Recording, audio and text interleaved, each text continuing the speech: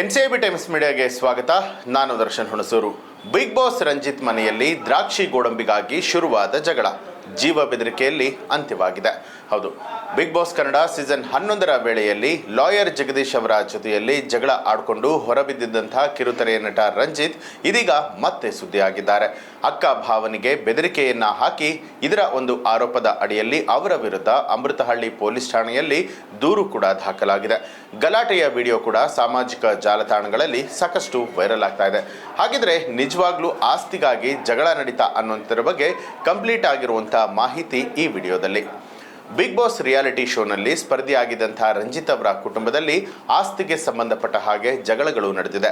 ರಂಜಿತ್ ಹಾಗೂ ಅವರ ಅಕ್ಕ ಜಗಳವನ್ನ ಮಾಡಿಕೊಂಡಿದ್ದಾರೆ. ಇದಕ್ಕೆ ಕಾರಣ ಏನು ಅನ್ನುವಂಥದ್ರ ಬಗ್ಗೆ ರಂಜಿತ್ ಅವರು ವಿವರ ಕೊಟ್ಟಿದ್ದಾರೆ. ಮಾಧ್ಯಮವೊಂದಕ್ಕೆ ನೀಡಿದಂತಹ ಪ್ರತಿಕ್ರಿಯೆ ಇಲ್ಲಿದೆ ನೋಡಿ.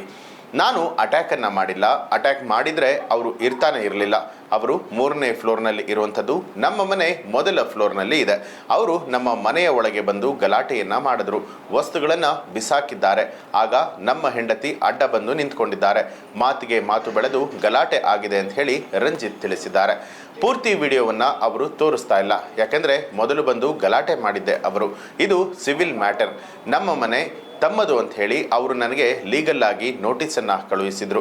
ನಾನು ಅದಕ್ಕೆ ಪ್ರತಿಕ್ರಿಯೆಯನ್ನು ಕೊಟ್ಟಿದ್ದೇನೆ. ಆದರೂ ಕೂಡ ಅವರು ಪೊಲೀಸ್ ಠಾಣೆಗೆ ಹೋಗಿ ಕೂತ್ಕೊಂಡಿದ್ದಾರೆ. ನೀವು ಕೋರ್ಟ್ಗೆ ಹೋಗಬೇಕು, ಗಲಾಟೆಯನ್ನು ಮಾಡಿಕೊಳ್ಳುವಂತಿಲ್ಲ ಅಂತ ಹೇಳಿ ಪೊಲೀಸರು ತಿಳಿಸಿದ್ದಾರೆ. ಆದರೂ ಕೂಡ ನಮ್ಮ ತಂದೆ ಬಂದು ನನಗೆ ಮತ್ತು ನನ್ನ ಹೆಂಡತಿಗೆ ಹೊಡೆದಿದ್ದಾರೆ ಅಂತ ಹೇಳಿ ರಂಜಿತ್ ಅವರು ತಿಳಿಸಿದ್ದಾರೆ. ಅಷ್ಟೇ ಅಲ್ಲದೆ ಮತ್ತೆ ನಮ್ಮ ಅಕ್ಕ ಬಂದು ನನ್ನ ಹೆಂಡತಿಗೆ ಹೊಡೆದಿದ್ದಾರೆ. ನಾನು ಸೆಲೆಬ್ರಿಟಿ ಆಗಿರೋದ್ರಿಂದಾಗಿ ವಿಡಿಯೋ ಮಾಡಿಕೊಂಡು ಈ ರೀತಿಯಾಗಿ ಬಿಂಬಿಸೋಣ ಅನ್ನುವಂಥದ್ದು ಅವರ ಉದ್ದೇಶ. ಸ್ನೇಹಿತರು ಮತ್ತು ಸಂಬಂಧಿಕರು ಸಂಧಾನಕ್ಕೆ ಪ್ರಯತ್ನವನ್ನ ಪಟ್ಟಿದ್ದಾರೆ. ಆದರೂ ಕೂಡ ಅವರು ಸಿದ್ಧರಾಗಿಲ್ಲ. 2017-18ರಲ್ಲಿ ನಾನು ಶನಿ ಧಾರಾವಾಹಿಯನ್ನ ಮಾಡುವಂತಹ ಸಂದರ್ಭದಲ್ಲಿ ತೆಗೆದುಕೊಂಡಂತಹ ಮನೆ ಇದು. ಕಲಾವಿದನಾದಂತಹ ಕಾರಣ ನನಗೆ ಸಾಲ ಸಿಗೋದಿಲ್ಲ ಅನ್ನುವಂತಹ ಕಾರಣಕ್ಕಾಗಿ ನಮ್ಮ ಅಕ್ಕನ ಹೆಸರಿನಲ್ಲಿ ಮಾಡಿದ್ದೆ. ಅದೊಂದೇ ಕಾರಣಕ್ಕೆ ಅವರು ಈಗ ಬಂದು ಗಲಾಟೆಯನ್ನ ಮಾಡ್ತಿದ್ದಾರೆ ಅಂತ ಹೇಳಿ ಕಾರಣವನ್ನ ಬಿಚ್ಚಿಟ್ಟಿದ್ದಾರೆ ರಂಜಿತ್. ಕೋರ್ಟಲ್ಲೇ ಇದನ್ನು ಬಗೆಹರಿಸ್ಕೊಳ್ಬೇಕು. ಮಾಧ್ಯಮಕ್ಕೆ ಬರುವಂಥ ಅವಶ್ಯಕತೆ ಇರಲಿಲ್ಲ.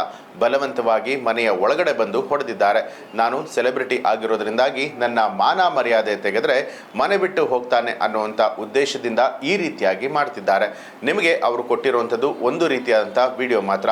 ಬೇರೆ ವಿಡಿಯೋಗಳು ನನ್ನ ಬಳಿಯಲ್ಲೂ ಕೂಡ ಇದೆ. ನನ್ನ ಹೆಂಡತಿ ಕುಳಿತಿರುವಂತಹ ಸಂದರ್ಭದಲ್ಲಿ ಅವರು ಕೆಟ್ಟದಾಗಿ ಬಂದು ವಿಡಿಯೋ ಮಾಡಿದ್ದಾರೆ. ಇದೆಲ್ಲ ತಪ್ಪಲ್ವಾ?